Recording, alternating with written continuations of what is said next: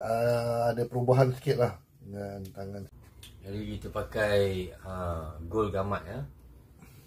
Gold Gamat untuk rawat tangan yang dah sakit sangat. Jadi tangan yang dah sakit sangat ni, kau nak tahu dia akan rasa sakit di mana rasa? Sakit kat sini. Sakit kat sini ya. Sakit kat sini. Tapi sebenarnya di sini. Dia akan rasa nyeri sakit. Sakit tak? Macam tu Jadi minyak ni kegunaan dia hanya sapu saja. Tempat yang sakit tu digosokkan terus. Gosokkan terus ya. Jangan gosok ke atas, gosokkan terus ke bawah. Itu cara dia Okay. Pulaskan sikit.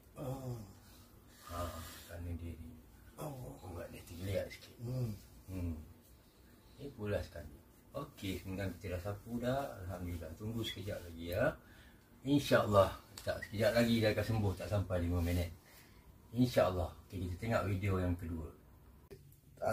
Ada perubahan sikit lah dengan tangan saya tadi lepas bubuh nyapu produk ni. So ada kelegaan sikit. Alhamdulillah. Syukur pada Allah SWT ya. Allah yang bagi sihat, insyaAllah. Allahu Akbar.